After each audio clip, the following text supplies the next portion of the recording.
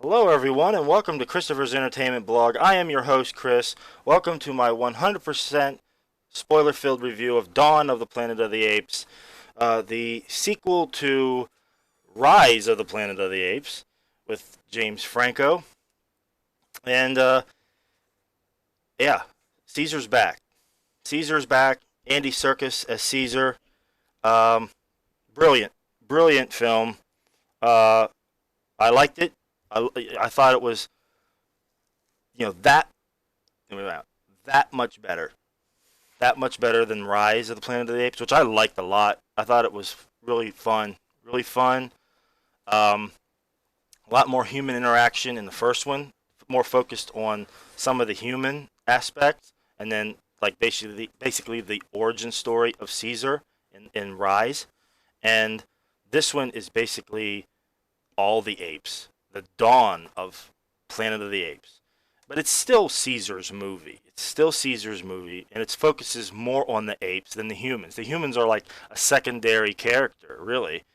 Um, they were all the human actors were great. I dug it. I really did. Um, Everything about it was brilliant. The the CGI that that's in this movie is absolutely unreal. Absolutely unreal.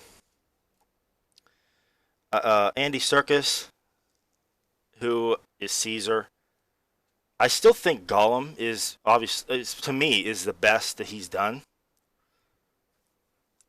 But the way the interaction is with the apes and the CGI and the face and the movements and everything is really spectacular. Really, they look real. I mean, it looks real. I mean, Weta, I believe it was Weta. Um, Correct me if I'm wrong. That did that. That did the CGI in this movie. Um, I'm not sure, but if they did, I mean, whoever did it, they did a brilliant job. Um, and, and all the other apes. I'm not sure who the others were, but um, they did an excellent job. Excellent job.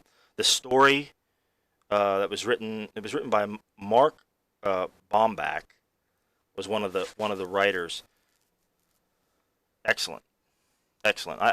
I liked it. I really enjoyed this movie. Um, the story with the Caesar and Koba was it's been done before. That revenge. You have a leader. The lower tier ape gets mad, gets angry, doesn't like what the leader's doing, and then tries to become the alpha and just take over and wants to do what he wants to do. But that Kobo was badass. You see what he did with the guns, and how he was like really shrewd. How he goes into the human base and just like toys around and acts like he's all fun and playful, and then just grabs the gun and just like bang bang bang, shoots them all. Very shrewd, very like evil in a way. Very you know just just evil. I mean, I can't think of the word, but yeah, sinister. That's it. Very sinister way that Koba just works his way in there and just befriends these humans. They're like, oh, look at the fun ape, and then he picks up the gun and just like, oh no, and just blows them away. Yeah, very cool, very cool. The human aspects, there wasn't a lot of like Carrie Russell. I mean, she didn't do a lot. I mean, not really a big deal. I mean, even Gary Oldman. Gary Oldman's great. I love Gary Oldman. He didn't do a lot. I actually thought he'd be in this movie a lot more. I mean, he wasn't like a villain that was just like, ooh, I'm very evil. You know, he was just like trying to protect everyone. I mean, it's understandable. I mean, even though not all the apes were bad, I mean, the others, Koba was, he wanted to take over. But I mean, Gary Oldman's character did want to take over in a way, but you know, he was still trying to protect everyone, thinking that these apes are out to kill everyone, and we gotta kill them. We gotta protect ourselves. So it's understandable. Um, it was basically Jason Clarke who was the main actor. James Franco was in the other one. Jason Clarke was the James Franco of this one, and just you know, I liked it. I liked it. I liked him. I liked James Franco a little better, but overall, I didn't have a problem with him with Jason Clarke. Um,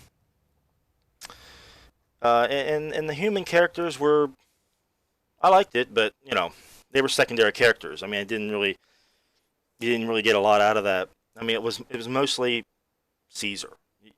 It was his story, his family. It was the ape story, and everything that went on in the story with the interactions with Caesar, how you seen Caesar was good. I mean, you could see that. I mean, he's an ape, but he had something that Koba didn't. I mean, he had reason, he had understanding, he had a lot of human qualities to him. He has respect. He wants to trust. He wants to trust the humans, and it's just the humans keep betraying him. He's only James Franco character is the only one that he ever cared about. So and seeing the character of Jason Clarke, I forget his name in the movie, but he didn't want to trust him. He didn't want to trust him, and then eventually he does, and in that at towards the end where he's watching the little film with James Franco on it, of him, and then he's like, oh well, who's that? He's like, it was a good man like you. So he befriends him. He knows that he's a good man, and that whole interaction was great. It was great, and this whole story was very very good. I enjoyed it. I really did. Uh, Now it's going to be interesting to see what they do moving forward. Whether they're going to be the War of the Planet of the Apes or whatever. The war's coming. I mean, they're going to be maybe a few years into this war, and who knows what they're going to do with that. It should be very interesting to find out, and the destruction of everything, and now the apes are going to be taking over. So, it should be very very cool. Um, a few negatives that I had with the film that weren't like you know major you know ones that I hated,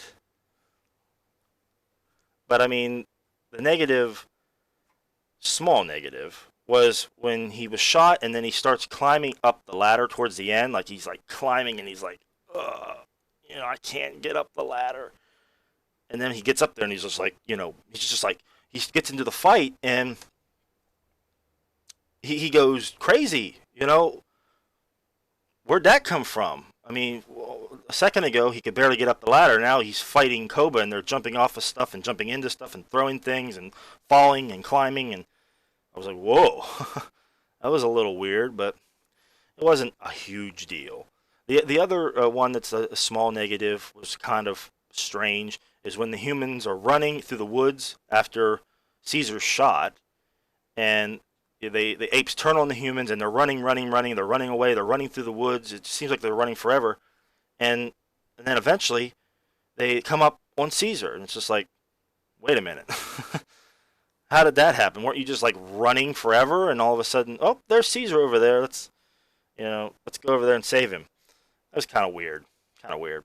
But overall, I mean, it didn't bother me. It didn't bother me. Just a few things that I just noticed, and I'm just like, okay, whatever. But I enjoyed it. I enjoyed it. It was fun. Definitely not my favorite film this year. Number one for me is still X-Men: Days of Future Past. Number two is Edge of Tomorrow for me.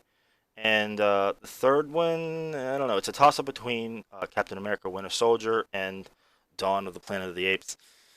I might go with Dawn of the Planet of the Apes as third for me, my favorite so far this year, and then Captain America.